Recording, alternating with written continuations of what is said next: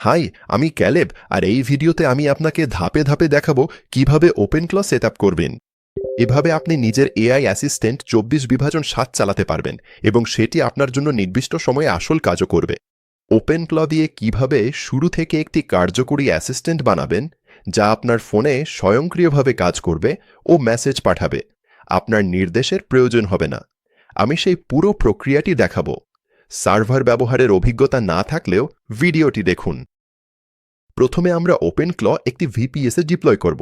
আমরা ভিপিএস ব্যবহার করছি যাতে আপনার অ্যাসিস্ট্যান্ট 24 ঘন্টা অনলাইনে এবং আপনার কম্পিউটার থেকে আলাদা থাকে। এরপর একটি এআই মডেল যুক্ত করব যা অ্যাসিস্ট্যান্টের ব্রেন হিসেবে কাজ করবে। এটি তাকে চিন্তা ও সিদ্ধান্ত নিতে সাহায্য করবে এবং আমি আপনাকে এর সেটআপ দেখাবো। এরপর টেলিগ্রাম যুক্ত করব যাতে ফোন বা ডেস্কটপ থেকে মানুষের মতো চ্যাট করা যায়। তারপর একটি স্কিল ও টাস্ক সেটআপ করে টেস্ট করব। শেষে সিকিউরিটি চেকলিস্ট দিয়ে সব নিরাপদ করব। এখন প্রথম ধাপে আপনার ভিপিএস সেটআপ ও ওপেনক্ল ডিপ্লয় করি। আর পুরো প্রক্রিয়াটা যেন একদম নতুনদের জন্য সহজ হয়, তারই আমরা হোস্টিংয়ের ব্যবহার করব। আমাদের আছে এক ক্লিক টেমপ্লেট, যা স্বয়ংক্রিয়ভাবে ওপেনক্ল চালানোর জন্য আপনার দরকারি সব কিছু ইনস্টল করে দেয়। শুরু করতে এই স্ক্রিনে দেখানো লিঙ্কে যান অথবা ভিডিওর বিবরণে থাকা প্রথম লিঙ্কে ক্লিক করুন। ওই লিঙ্ক আপনাকে সরাসরি হোস্টিং আর সেটআপ পেজে নিয়ে যাবে এবং নিশ্চিত করবে আপনি সবচেয়ে কম দামে পাচ্ছেন। আপনি যখন ওই লিঙ্কে যাবেন তখন আপনাকে এই পেজে নিয়ে আসা হবে। চলুন ওপরের ডান দিক থেকে আমাদের ভিপিএস প্ল্যান বেছে নেওয়া শুরু করি।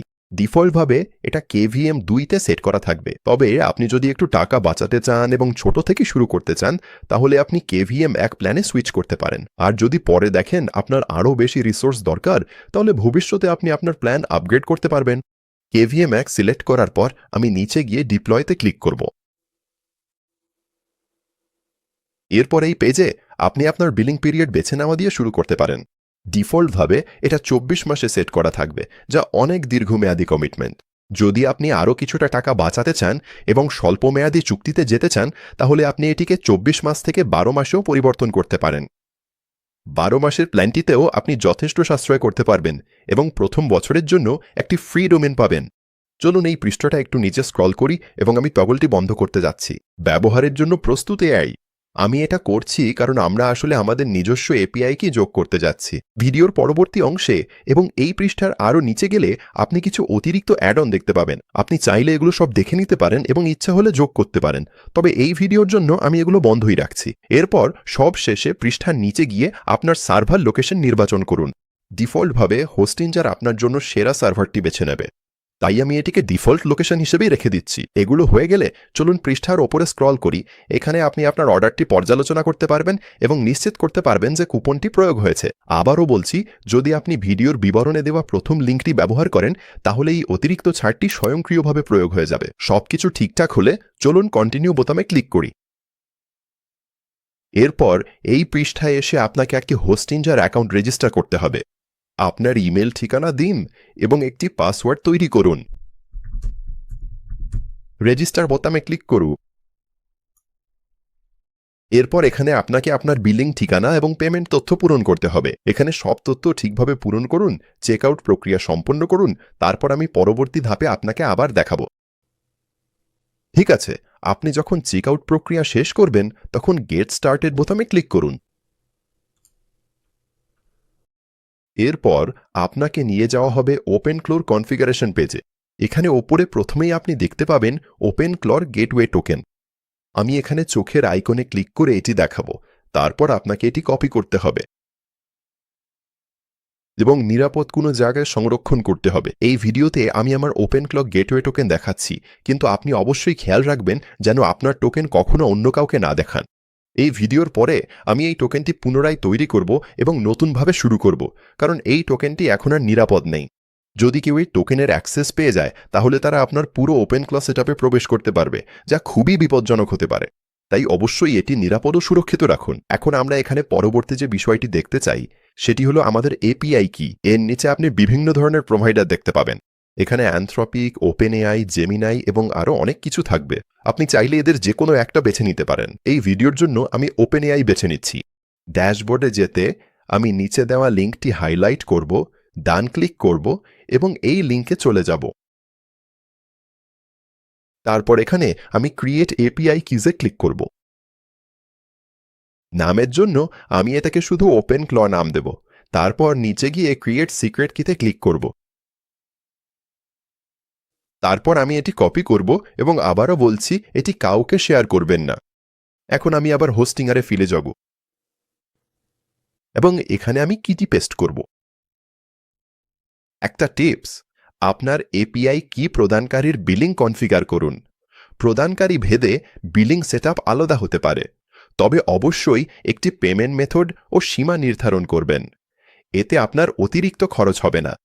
এখন চলুন পৃষ্ঠার একেবারে নিচে স্ক্রল করি আর এখানে আমরা আমাদের টেলিগ্রাম বট টোকেন খুঁজে পাব। আমরা টেলিগ্রাম সেটআপ করব যাতে আমাদের বারবার ওপেনক্ল ড্যাশবোর্ডে যেতে না হয়। টেলিগ্রাম কনফিগারেশন দিয়ে আমরা আসলে আমাদের ফোন বা কম্পিউটার থেকে সরাসরি টেলিগ্রাম অ্যাপ ব্যবহার করে আমাদের এআই অ্যাসিস্ট্যান্টকে মেসেজ করতে পারি। তাহলে আমি আপনাকে দ্রুত দেখিয়ে দিই কিভাবে এই টোকেনটি অ্যাক্সেস করবেন। শুরু করুন টেলিগ্রাম ওপেন করে, সেটা আপনার ডেস্কটপ বা মোবাইল ডিভাইস যেটাই হোক। তারপর ওপরে এখানে আপনি বট ফাদার লিখে সার্চ করবেন। আপনাকে এই ভেরিফাইড চেকমার্ক সহ বটটি খুঁজতে হবে। এবার এটাতে ক্লিক করুন। তারপর নিচে এসে স্টার্টে ক্লিক করুন। ওপরে নিউ বটে ক্লিক করুন। এখন আমাদের এটিকে একটা নাম দিতে হবে। আমি এটাকে ক্যালেবের অ্যাসিস্ট্যান্ট নাম দিচ্ছি এবং পাঠিয়ে দিচ্ছি। এখন আমাদের বটের জন্য একটি ইউজার নেম বাছাই করতে হবে। আমি মেডিক্স মিডিয়া টিউটোরিয়াল বট ইউজার নেমটি বেছে নিচ্ছি এবং এই মেসেজটি পাঠিয়ে দিচ্ছি। আর যদি ওই ইউজার নেমটি পাওয়া যায় তাহলে আপনি এখানেই এই মেসেজটি পাবেন। এই লিঙ্ক দিয়েই আপনি আপনার বটে প্রবেশ করতে পারবেন আর আমরা কয়েক মুহূর্তের মধ্যেই এটাতে ক্লিক করব। এখন আমাদের নিচে গিয়ে আমাদের টোকেনটি খুঁজে বের করতে হবে। আমি এখান থেকে এই টোকেনটিতে ক্লিক করে কপি করব।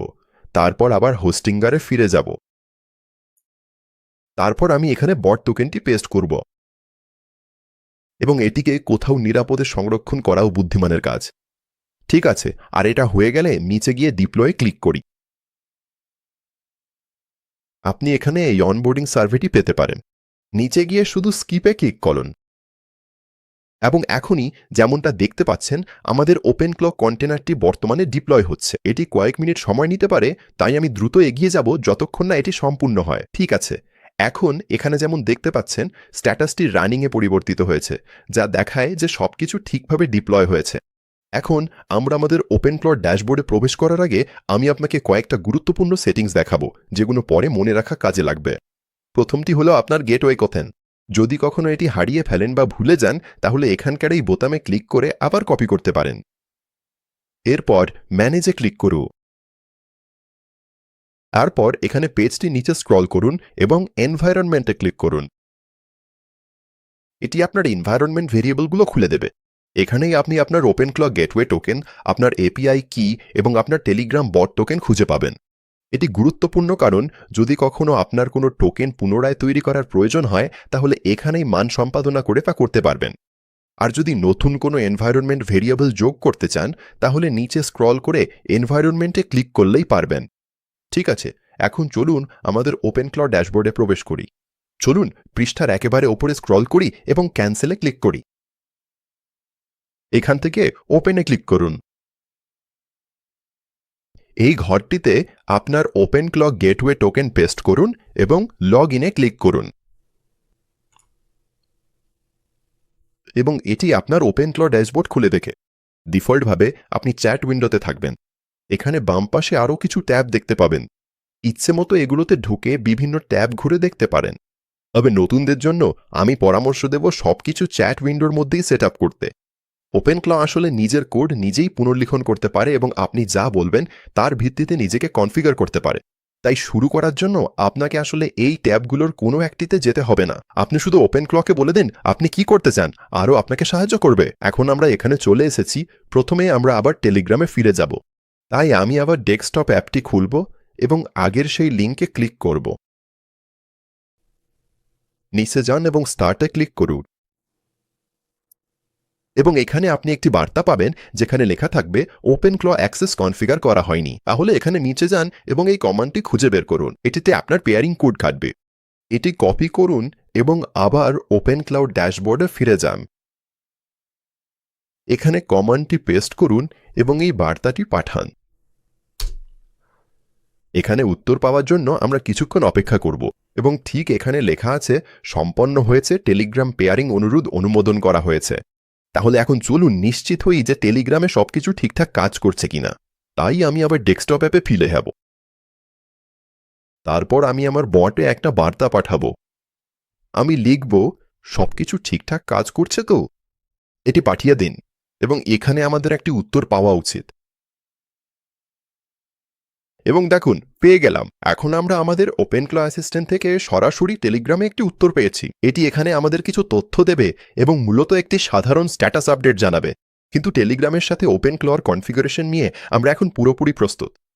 এখন যেহেতু আপনার অ্যাসিস্ট্যান্ট সংযুক্ত হয়েছে, চলুন এটিকে আসলেই কিছু কাজ করার ক্ষমতা দিই। এই মুহূর্তে এটি আপনার সাথে চ্যাট করতে পারে, কিন্তু ওপেনক্লয়ের আসল শক্তি আসে স্কিলস থেকে। স্কিলসই আপনার অ্যাসিস্ট্যান্টকে বাস্তব টুলের সাথে সংযুক্ত হতে এবং বাস্তব কাজ সম্পাদন করতে দেয়। সব ধরনের কাজের জন্য স্কিলস রয়েছে। আপনি আপনার অ্যাসিস্ট্যান্টকে Google Workspace, Slack, GitHub, Discord, social media platform সহ আরও অনেক কিছুর সাথে সংযুক্ত করতে পারেন। আপনি নিজেই ক্লহাব নামক একটি ওয়েবসাইটে গিয়ে স্কিলস ব্রাউজ ও খুঁজে পেতে পারেন, অথবা আপনি গিটহাব স্কিলস রিপোজিটরির মধ্য দিয়েও যেতে পারেন।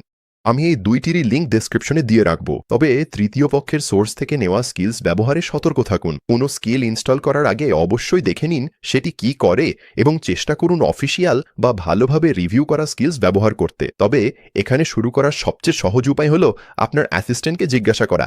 তাহলে আমি আপনাকে দেখাই এটা কিভাবে কাজ করে।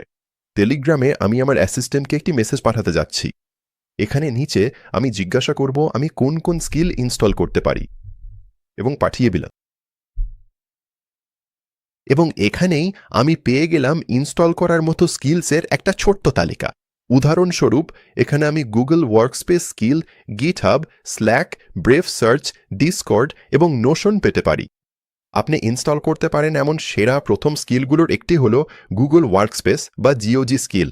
উদাহরণস্বরূপ যদি আমি চাই আমার অ্যাসিস্ট্যান্ট যেন আমার জিমেল পড়তে পারে এবং আমার গুগল ক্যালেন্ডার চেক করতে পারে, তাহলে এটি প্রথমে ইনস্টল করার জন্য দারুণ একটা স্কিল। তাহলে এখানে আমি লিখব চলুন জিওজি স্কিল ইনস্টল করি।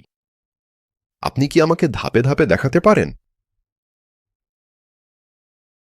আর এখানে এটি আমাদের পরবর্তী ধাপগুলো দেখাবে যেগুলো আমাদের অনুসরণ করতে হবে। এখান থেকে আপনি শুধু সেটআপের ধাপগুলো অনুসরণ করবেন, আপনার অ্যাসিস্ট্যান্টের সাথে কাজ করবেন, আর যদি কোনো সমস্যা হয় তাহলে সরাসরি আপনার অ্যাসিস্ট্যান্টের সাথে সেটি সমাধান করবেন। আপনি ঠিক কী সমস্যার মুখোমুখি হচ্ছেন তা তাকে বলুন, আর সে আপনাকে সেই নির্দিষ্ট সমস্যার সমাধানে সাহায্য করবে। তাহলে ক্যামেরার বাইরে আমি এখন জিওজি স্কিল ইনস্টল করব, সবকিছু সেটআপ করব, তারপর এরপরে আমরা একটি জব সেটআপ করব।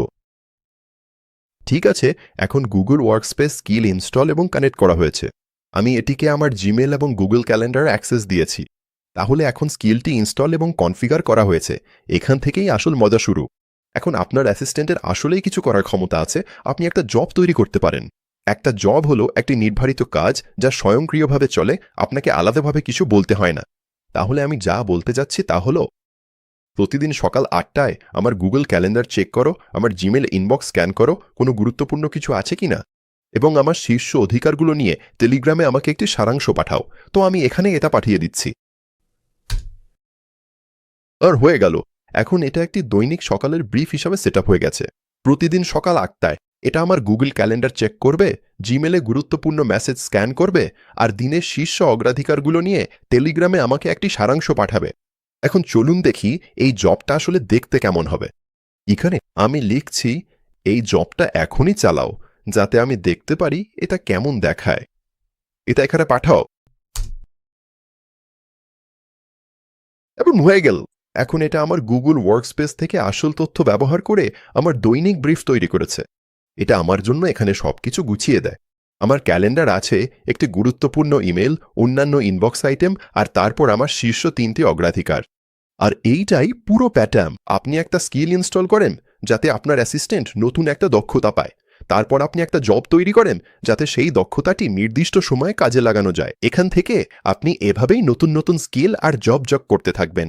আপনার দৈনন্দিন জীবনে কি কি কাজে লাগতে পারে তা নিয়ে পরীক্ষা নিরীক্ষা করুন। দেখবেন সময়ের সাথে সাথে আপনার অ্যাসিস্ট্যান্ট আরও বেশি দক্ষ হয়ে উঠবে। ঠিক আছে, এখন আরও এগোনোর আগে চলুন আমাদের ওপেনক্ল নিরাপত্তা বাড়িয়ে নেই। আমি একটা একক বার্তা তৈরি করেছি যেটা আপনি কপি পেস্ট করে আপনার ওপেনক্ল চ্যাটে দিতে পারবেন, আর এটা আপনার জন্য সব বেসলাইন নিরাপত্তার ব্যবস্থা করবে। এবং আপনি বার্তার লিঙ্ক ভিডিওর বিবরণে পাবেন। তাহলে আমি এখনই বার্তাটি কপি করব আর এখানে পেস্ট করব। এটা যা করে তা হলো আপনার অ্যাসিস্ট্যান্টকে অফিসিয়াল ওপেনক্ল সিকিউরিটি ডকুমেন্টে যেতে বলে এবং সব সুপারিশকৃত সেটিংস প্রয়োগ করতে বলে। এছাড়াও এটি অনুমোদনের গেট নির্ধারণ করে যাতে আপনার অ্যাসিস্ট্যান্টকে আপনার পক্ষ থেকে বার্তা পাঠানো, ফাইল ডিলিট করা বা নেটওয়ার্ক অনুরোধ করার আগে আপনার অনুমতি নিতে হয়। এবং এটি খরচের জন্য গার্ডরেলও যোগ করবে, অর্থাৎ কোনো টাস্ক 3 বার ব্যর্থ হলে সেটি বন্ধ হয়ে যাবে এবং আপনি অন্যথা না বললে কোনো কিছুই 10 মিনিটের বেশি চলতে পারবে না। আপনার এপিআই কির জন্য আগে নির্ধারিত খরচ সীমার সাথে মিলিয়ে আপনি নিরাপদ থাকবেন এবং কোনো অস্বাভাবিক বিল আসবে না। এখন আমি এটি পাঠানোর পর অ্যাসিস্ট্যান্ট সবকিছু চালাবে এবং কাজ শেষ হলে নিশ্চিত করবে। এখানে অ্যাসিস্ট্যান্ট নিরাপত্তা সেটিংস পর্যালোচনা করে সব ঠিক আছে নিশ্চিত করেছে। এখন নিরাপত্তার শেষ ধাপ হিসেবে চলুন হোস্টিংয়ারে ফিরে যাই এবং চলুন বাম পাশে থাকা কিছু ট্যাব দেখে নিই।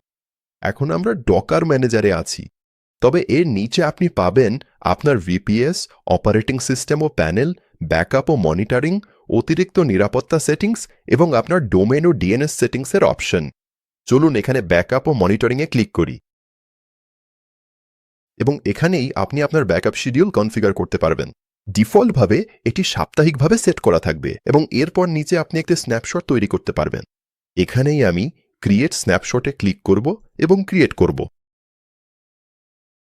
এটি আপনার ভিপিএস এর বর্তমান অবস্থার একটা কপি সংরক্ষণ করবে। এভাবে আপনি যদি কোনো কিছু নিয়ে পরীক্ষা নিরীক্ষা করার সময় কিছু নষ্ট হয়ে যায় তাহলে কয়েক মিনিটেই এই ভার্সনে ফিরে আসতে পারবেন। তাই আমি সবসময় পরামর্শ দেব, কোনো বড় পরিবর্তন আনার আগে অবশ্যই একটি স্ন্যাপশট তৈরি করুন। এবং সবশেষে আমি আবার টেলিগ্রামে ফিরে যাব আর এখান থেকে ছোট করে শুরু করুন। আপনার অ্যাসিস্ট্যান্ট কিভাবে কাজ করে তা ভালোভাবে বুঝে নিন, তারপর সংযোগ করুন।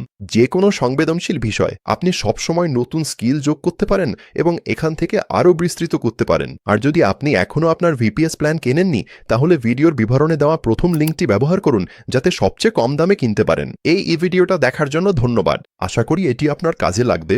পরের ভিডিওতে দেখা হবে।